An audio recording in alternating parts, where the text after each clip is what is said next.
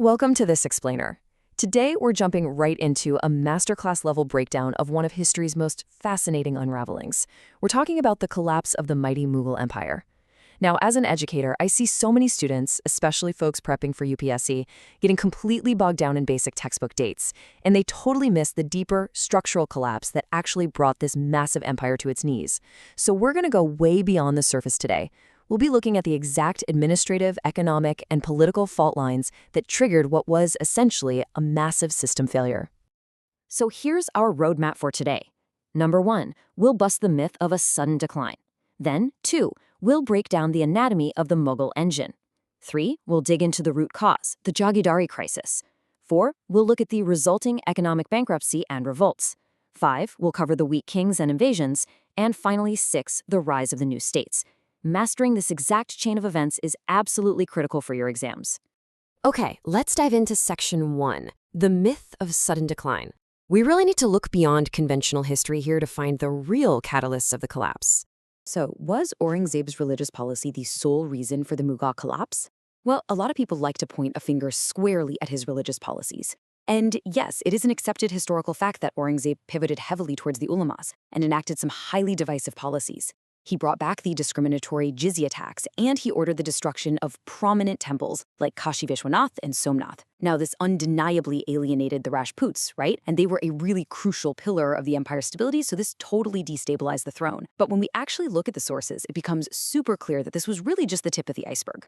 The actual fatal killer of the Mughal Empire, that was an underlying economic and structural collapse.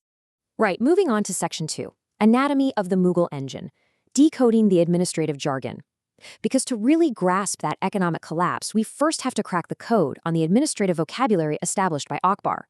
You see, the Mughals didn't use modern administrative titles. They used this numeric ranking system called the Mansabdari system. Let's break it down. Think of Zat kind of like a modern police rank, say like an SP or a DSP. It literally just tells us where you sit in the official hierarchy. Sawar, on the other hand, is your specific military obligation.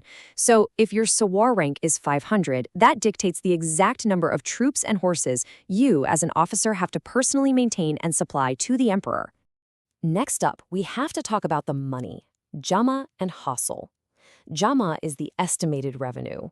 It's basically what the state expected to collect on paper. Hasil, though, is the actual collected revenue, what actually made it into the treasury. I want you to literally burn these two terms into your memory right now, Jama and Hasil, because the growing, gaping disconnect between these two numbers is where the empire's financial bleeding really truly begins. So where exactly was all this revenue coming from? Well, only about 20% of the empire's land was Khalisa. That's crown land, where the revenue went straight into the emperor's pocket. A massive 80% of the land was Jagir. This was grant land given to high-ranking Mansabdars, who then became known as Jagirdars, so they could collect revenue instead of getting a cash salary. The empire leaned heavily on this decentralized Jagir system to maintain law, order, and, of course, its military backbone. Now, I want to explicitly flag this distinction for you guys because it is a classic UPSC prelims trap. You absolutely cannot confuse a zamindar with a Jagirdar. Look at it this way. A zamindar is a social category. They're hereditary landlords who own the land, but they're not actually part of the official Mughal administration. A Jagirdar, however, is strictly an administrative term. They are officers who hold a mansab rank, and their right to collect revenue from a Jagir is strictly temporary. It is not hereditary. Knowing the difference between these two is absolutely non-negotiable. Which brings us to Section 3, the root, the Jagirdari crisis. This is the structural flaw.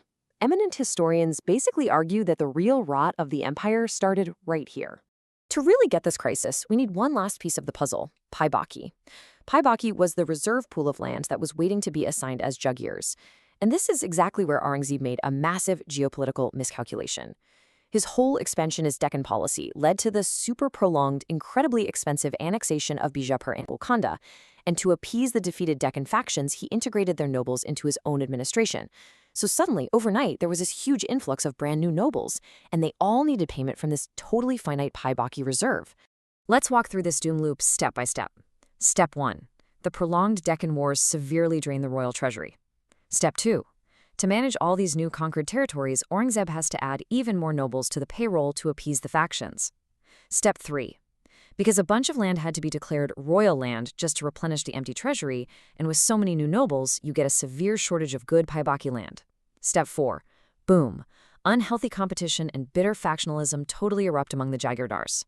You have an expanding nobility frantically chasing a shrinking pool of land. And this, guys, is what effectively broke the backbone of the Mughal administration. Let's look at Section 4 now. Economic bankruptcy and revolts. The compounding doom. Because this administrative crisis, it didn't just stay inside the royal court.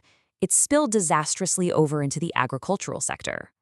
The absolutely crucial point to understand here is that the Hazil was never, ever going to meet the Jama.